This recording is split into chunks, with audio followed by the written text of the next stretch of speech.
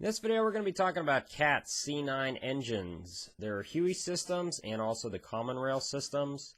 I'm going to be showing what the overheads look like, the injectors, maintenance intervals. Basically, if you're looking at buying or you already own one, kind of the nuts and bolts of how these engines work and any faults they might have and things to look for. Okay, hope you enjoy the video.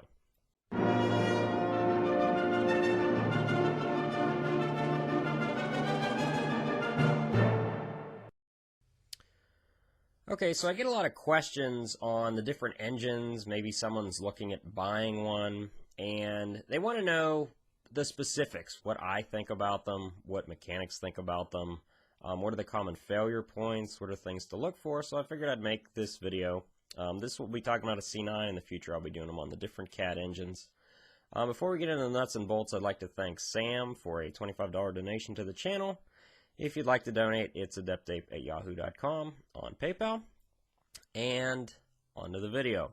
So the first thing we're going to be showing you is I'm going to be going on a walk around of a C9 engine that I have out of an RV.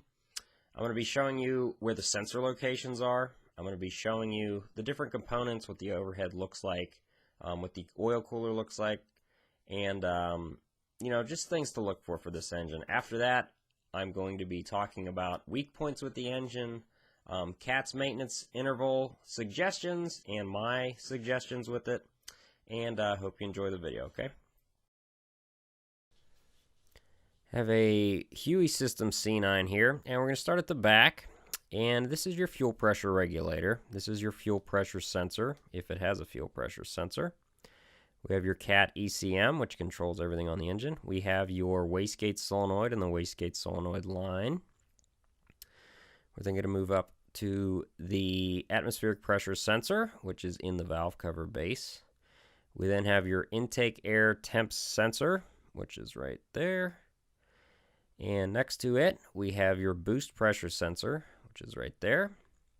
Moving down the engine, we have your oil pressure sensor. This is the CAT oil pressure sensor. And if you have a dash-mounted oil pressure gauge, it's probably that one. We have your crankcase breather. We have your injection actuation pressure sensor. Huey pump, air compressor, power steering pump. Most have power steering pumps. And between the air compressor and the Huey pump, you have your two timing sensors. The engine will run on either one, but they are usually changed as a group. Now there are two of them. So we have your little baffle for the air compressor inlet hose. We have your solenoid for your intake air heater. We have your coolant temperature sensor. Now looking at your overhead here, we have your Huey electronic unit injectors. Number 1 cylinder working its way back to number 6. We have your intake and exhaust rocker arms, and this is a pushrod engine. Fairly simple overhead, intake exhaust valves. There are 4 valves per cylinder. We have your push rods, and they are fairly long. They run all the way through the head into the block. Got the new engine over here. You can kind of see the push rods better. There they are. So your intake's on the left, exhaust is on the right for each cylinder. Moving to the front of the engine, these have so this is your thermostat housing, 2 thermostats in there.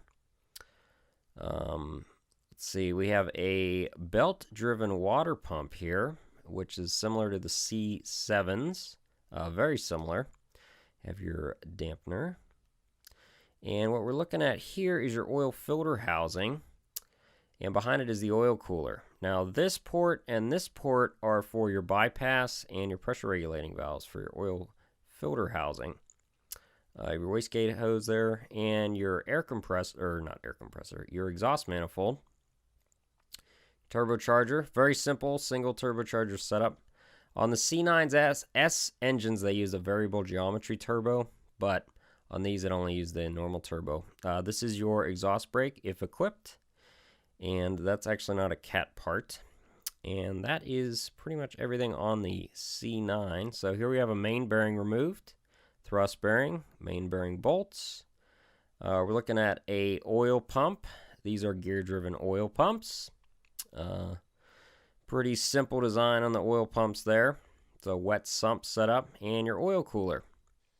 Okay, so we kind of did a quick walk around on that C9 there. If you're having a sensor fault or something, hopefully that showed you where the sensor is and kind of what to look for. Now I'd like to talk a little bit more about the nuts and bolts of the engine itself. So C9 is a 9-liter Caterpillar. It is very similar to a C7 in that it's a HUI system. It's considered medium duty by CAT, whereas their C13s and C15s are considered heavy duty. The biggest difference between a C7 and a C9 is a C9 has liners. So if you lose a cylinder, unlike a C7 where you have to machine the block, kind of similar to most automotive engines, on a C9 you can replace the liner and the piston without actually removing the engine block. Now, what else about this engine? Well, it has a belt-driven water pump. So if you lose your belt, engine can overheat caused by that. Other things to look for, it's a pushrod engine, so it's potential you might get a bent pushrod, but it's fairly uncommon that happens on these engines. So what's the main weak point of a C9? And I'm going to be talking mostly about the HUI system, and then I'll talk about the C9S, which they didn't make a lot of, but it's the last version of the C9 that they made. So, biggest issue that C9s typically have are the HUI system. So that is your HUI pump, and then the injectors.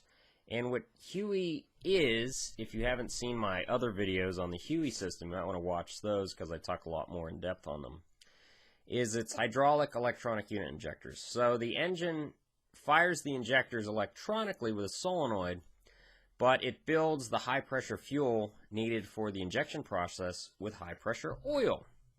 So there's a rail in the head for fuel that runs about 80 psi, but then there's another rail in the head that runs oil pressure at very high pressures. We're talking anywhere from 800 up to 4,000 psi. And it uses that high pressure oil to fire the injectors.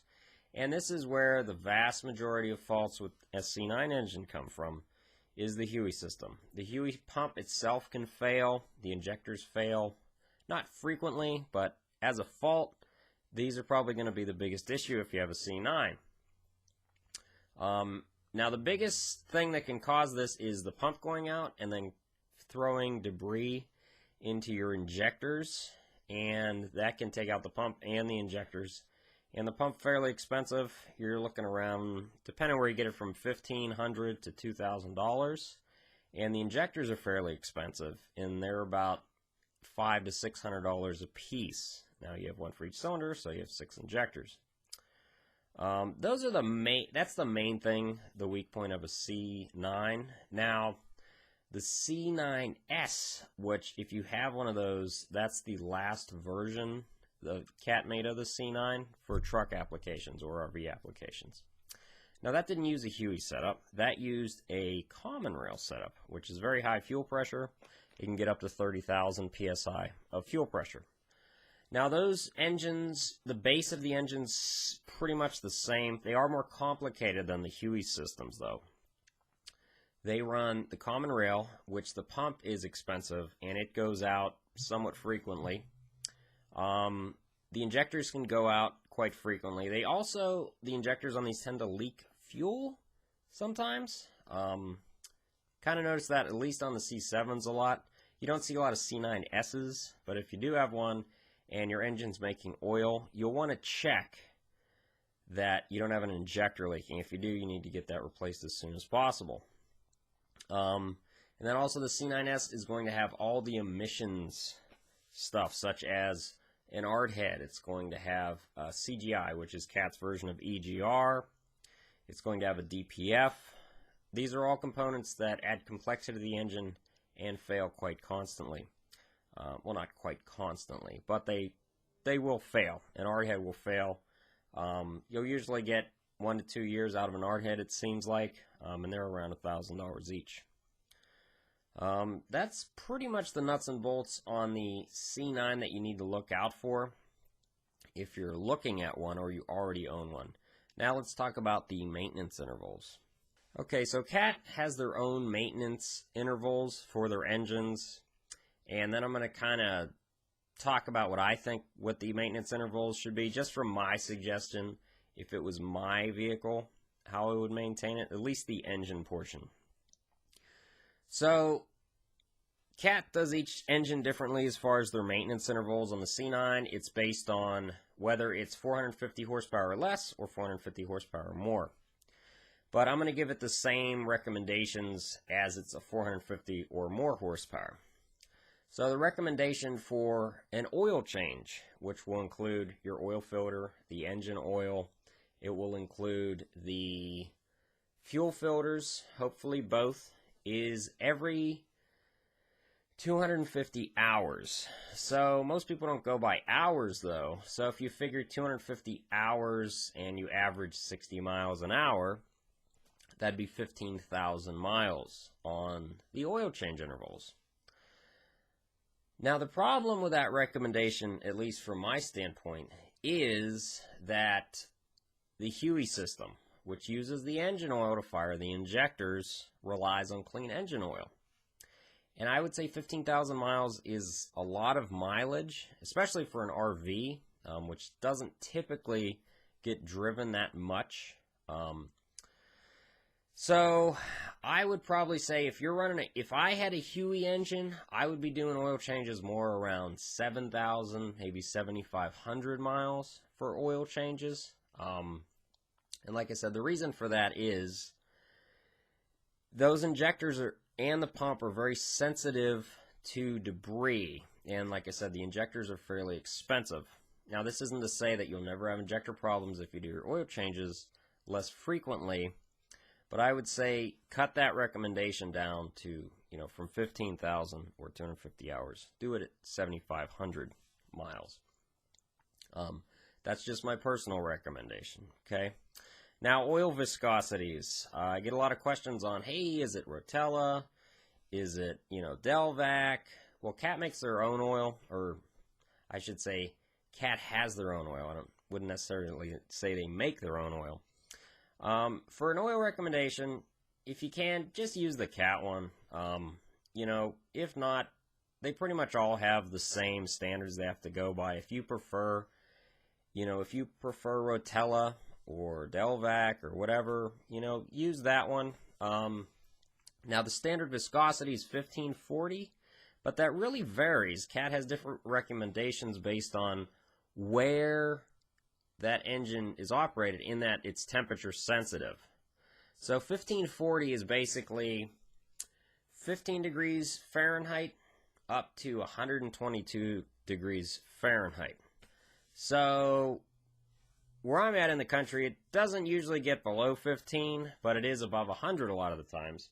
So we use 1540 a lot. Now, if you're up, say, in Minnesota, well, you could run a 10W30 diesel oil, because that goes much further down. I believe that's 0 degrees up to, that's up to 104 degrees. So if you're running in the southwest or the south more than, up north, maybe go with the 1540. If you're running in the cold a lot, maybe go with the 10W30. Now, there's also a synthetic, which is a 5W40, and that is the biggest range. It's from negative 22 degrees Fahrenheit up to 122 degrees. And synthetic, more uniform molecule size. I'd say if you want to spend the extra money on the oil, synthetic's not a bad idea. And it gives you a bigger temperature range for where you're operating at.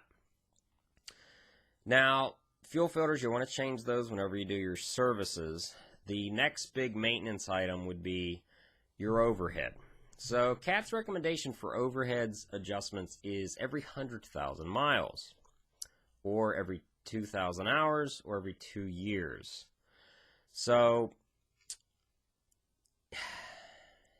if your engine has much less than 100,000 miles, which most C9s are in RVs, I would say every 2 years, you're probably not going to wear that much. The biggest thing for overheads is, has it been moved at all anytime recently? If you had a lot of engine work done, and you got an overhead done, it's probably good to have it checked on the next engine service just to make sure nothing's loose, everything's set. And then, you know, if it's been 4 or 5 years, I would say it's probably a good idea, you know, to go and get it done, even if it hasn't reached that 100,000 mile mark. Or if you just purchased the vehicle, it's a good idea to have that overhead checked. Because there's not a lot of play in these overheads, because these are roller mechanical valve trains, so there's no hydraulic lifter to kind of soak up any, you know, any slop. It's strictly mechanical, so those valves need to be adjusted appropriately. The next thing's coolant. You know, I recommend ELC, which is CAT's extended life coolant. It says 6 years, 600,000 miles out of that coolant. I'd say, you know, probably 5 years is probably a good recommendation on that. I've only seen one C9 with over 600,000 miles on it, and that was on a long-haul truck.